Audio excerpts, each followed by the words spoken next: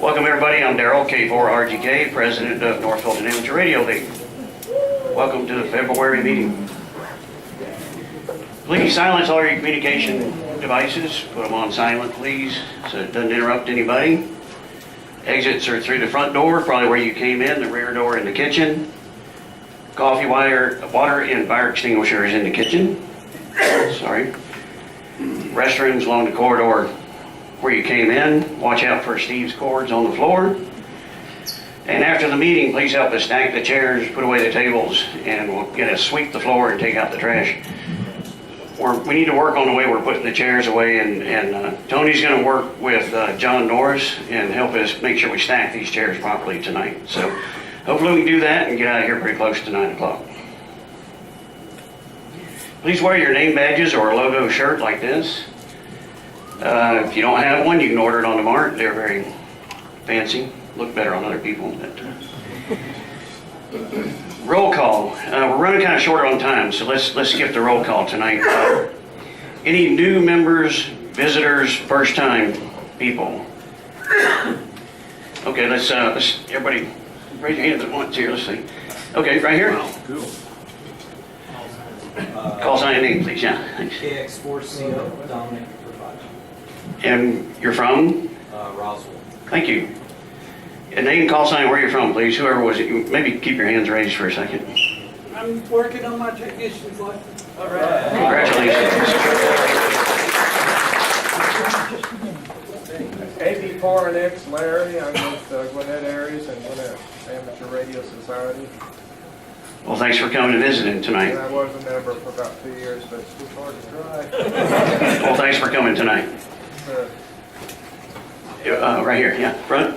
Tom, this is my second time. I see, what is it, KN4JDG? Is that a question or is that your call sign? Good job. Thanks for being here. Right behind you. Yeah. Brian, Whiskey Golf 4 India from Cumming, and also these guys are kind of with me too. Thanks for being here. J4BFC Jim, another spy coming. Thank you. NFARL Beth. All right. Hello, Beth. Thanks for coming. Anybody else? New first-time visitor?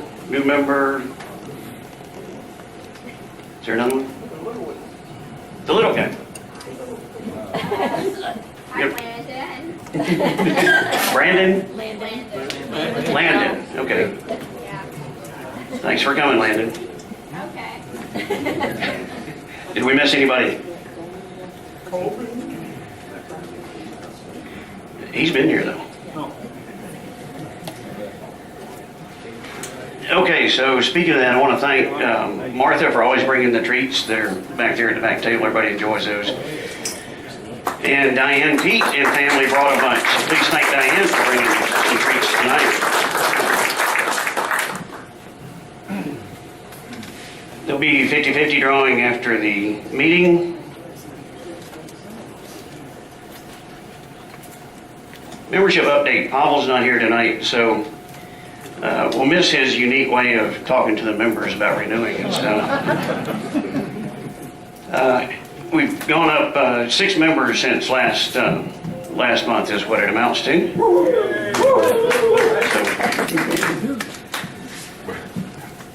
all right, Terry, last year we did 40th anniversary. We did a club U.S. Islands activation contest. And Terry's got some awards related to that to hand out tonight. Where did Terry go? There he is. Come on up, Terry. Thank you, sir. Club awards. It's really the club awards because we had the contest. Darrell, if you get the awards. Jim Payne, John Norris, come up. That's all right. Who else? Grant, were you part of that? Yep. Grant. Oh, there you are. And who else we got? That's here. Bob Hensley. Bob Hensley, you here? Scott Straw. I know you're here. And Laura. Laurie, and who else? That's it. And Mr. Bill Collins. Okay, what we ended up doing, the challenge was to try to activate 40 islands during the entire year. And club members, we're missing a few, but went to over 6 states, activated 46 islands within the year. Had over 900 QSOs from the islands. And so U.S. Islands Awards Program presented these certificates for the club members that participated.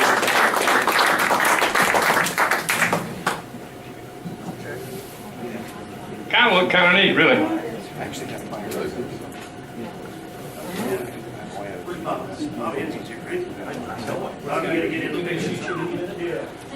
Yeah, get us a picture. I need to send U.S. Islands Program a shot of all of us.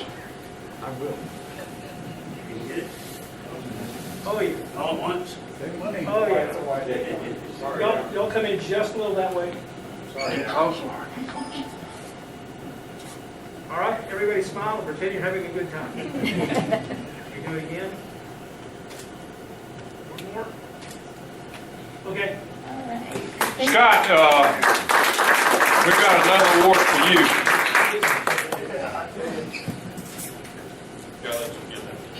Well, no, you don't. You don't. I'll take yours. All right, I'll do it then.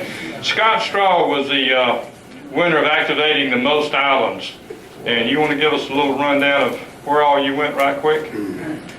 I had to beg my wife to let her go to the most favorite place for her in the whole world, which is the Gulf Coast of Alabama. And so we had a condo for a weekend in Orange Beach, which was on Perdido Island.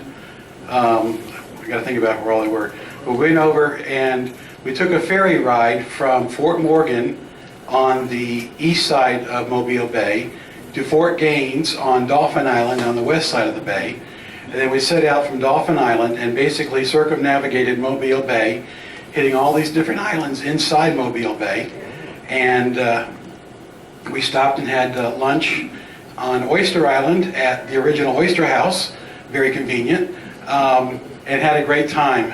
The weather was not all that great on Friday. I guess we did Thursday and Friday because there was a big international contest on Saturday. Friday the weather was pretty miserable, so we got most all the islands we wanted to get on the air activated and worked folks from Ontario over to Texas through Middle America, the 9s, worked a couple up in the 1s and 2s, and had a fun time doing it. And my wife enjoyed it. I mean, guys, if your wife enjoys a ham radio event, that's a good ham radio event. Anyway, congratulations, Scott, for activating 13 islands. Thank you, Terry.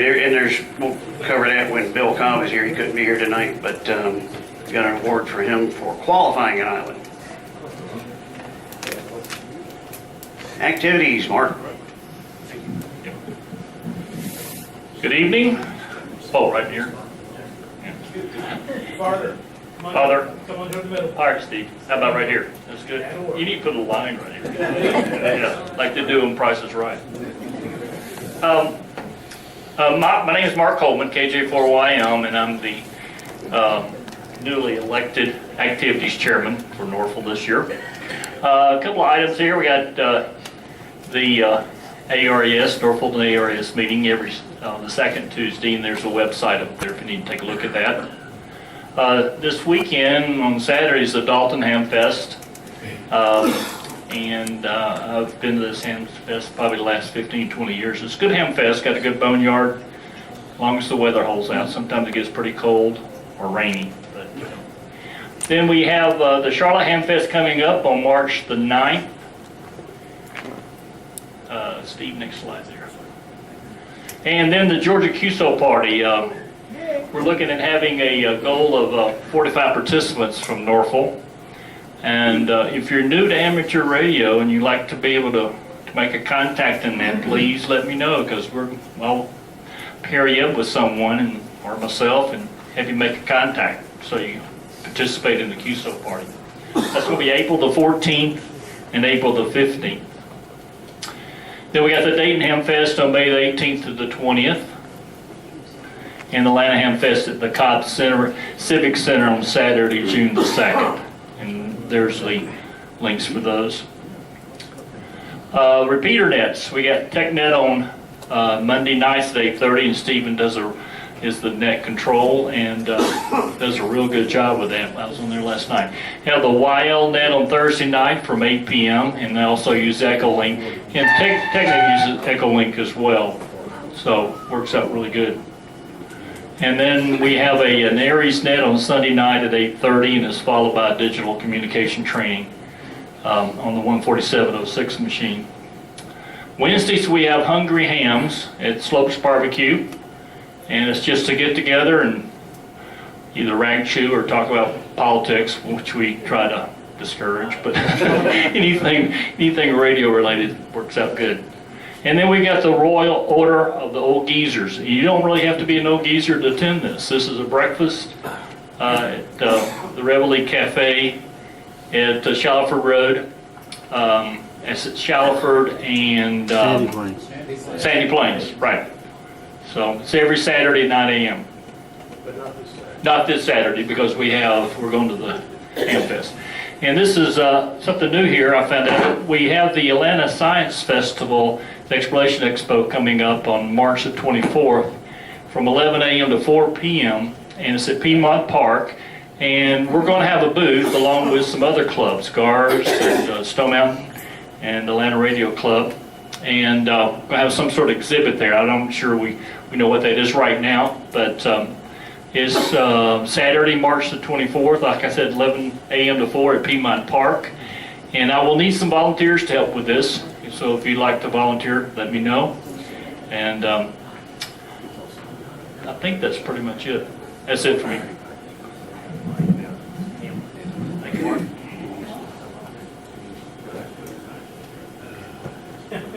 Did you get the updated one?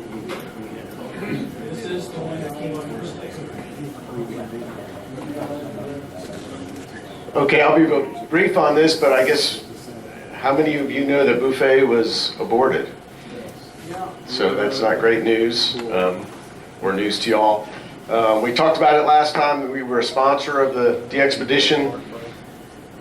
They sailed about from the tip of, I think it was South America, about 12 or 13 days, got to the island. The weather was bad, too bad to land, and then the ship had engine problems, and I think they had to just leave and abort the mission. They were about 18 or 19 days going to the tip of South Africa, which I guess was the best and safest route to go. So I think it was a day or two ago they arrived.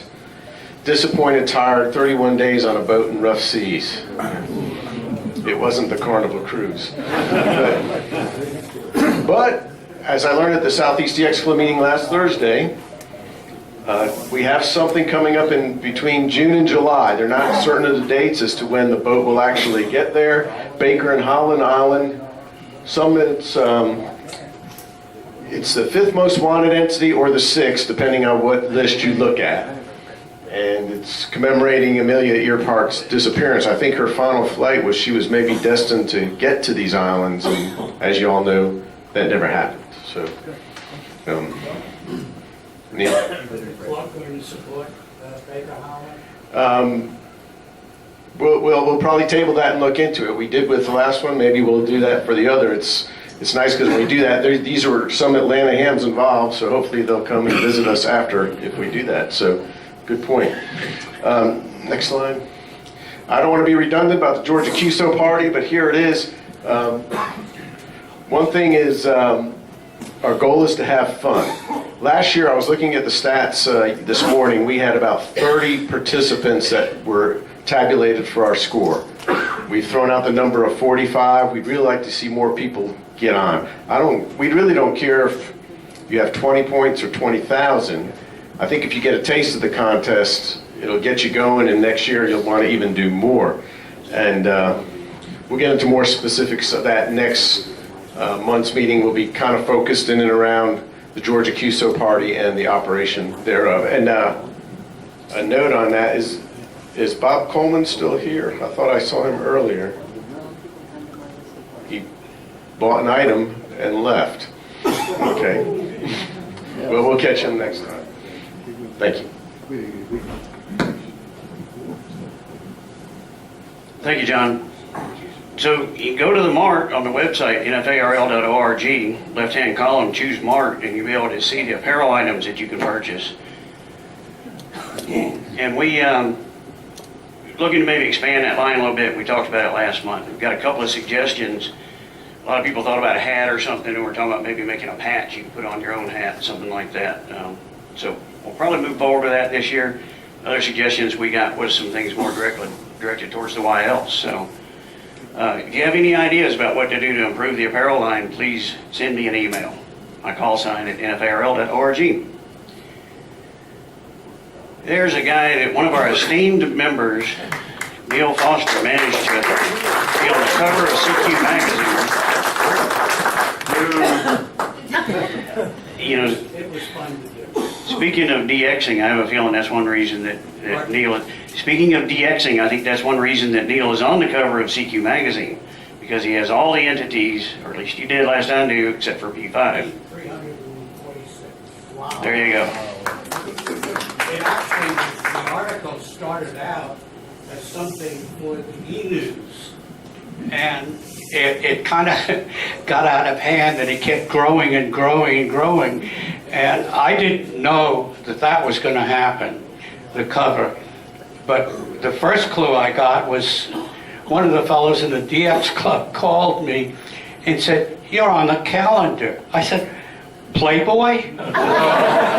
No, he said, "CQ." And I wrote the article, and I saw Rich Moseson. It started out when I was a kid growing up in World War II. And one of the photographs in there shows me with not a Spitfire. I became a lunatic about the Supermarine Spitfire, but my father flew Mitchells in World War II.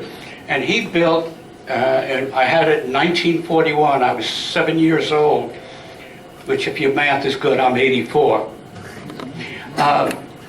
It was not a Spitfire. It was a British Defiant, which was kind of a funky airplane. But it brought me to the Spitfire. And the first Spit that I actually saw was at the RAF base in Sealand. They had one at the gate, and I was like in hog heaven. That was the first Spit I saw. I was visiting in England with, pardon me, I'm getting over a cold, with my friend Tom Southwell, G4FEU, sadly a silent key. But it was a fun thing to do, and I enjoyed it. Thanks. Thank you, Neil. So that was the January issue of CQ. We didn't want to let that go too far down without acknowledging Neil. And of course, he's Mr. December, so you can get your calendar and look for that. Oh, yes, sir.